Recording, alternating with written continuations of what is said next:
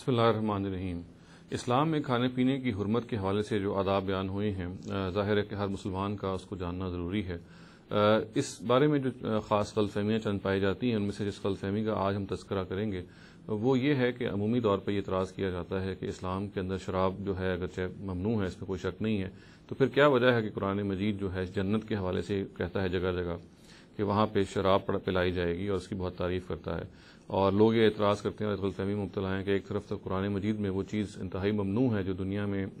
کے حوالے سے اگر ہم دیکھیں، اور بالکل اسی چیز کو آخرت کے حوالے سے جائز قرار دے دیا ہے۔ یہ دیکھیے یہ ایک بہت سادہ سی غلط فہمی ہے جو خامخواہ میں لوگ اس میں مبتلا ہو جاتے ہیں۔ بات بہت ہی سیدھی سی ہے، اس میں تو کوئی شبہ نہیں کہ قرآن مجید نے شراب کو ممنوع قرار دیا اور اس سے پہلے انسان کی فطرت بھی اس کو ممنوع قرار دے چکی ہے۔ تاہم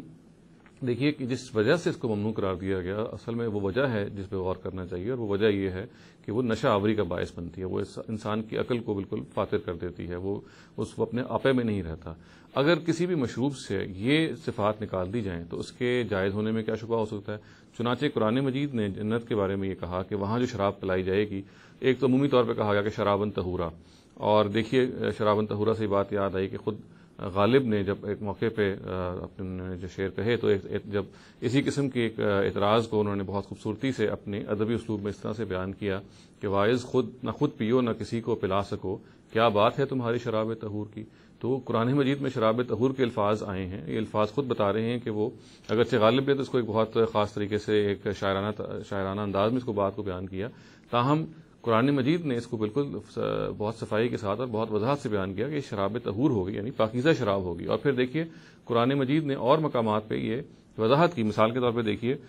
سورہ طور میں کہا گیا کہ یتنازعون فیہا کأسا لا لغو فیہا ولا تأثیم، یعنی ان کے درمیان ایسی شراب کے پیالوں کے تبادلے ہو رہے ہوں گے جو لغویت اور گناہ سے پاک ہوں گے، یعنی وہ شراب کو پی کے انسان اس نشے میں مبتلا ہی نہیں ہوگا۔ اسی طریقے سے دیکھیے کہ سورہ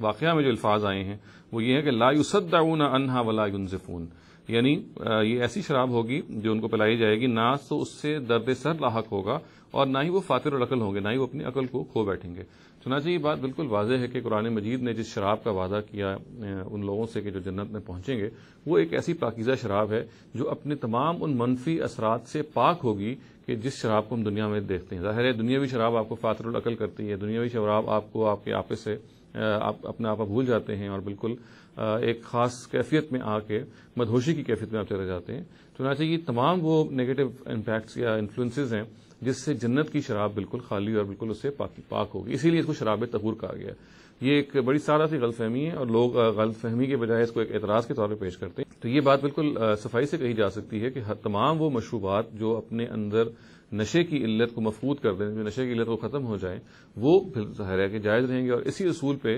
جنت کی جو شراب ہے، جنت میں جو مشروب پلایا جائے گا، جنت میں جو ہم جو کچھ پئیں گے، وہ چونکہ اپنے ان منفی اثرات سے پاک ہوں گے اور اس سے بالکل خالی ہوں گے، چنانچہ اس شراب کے پینے میں ہرگز کوئی حرج نہیں ہوگا۔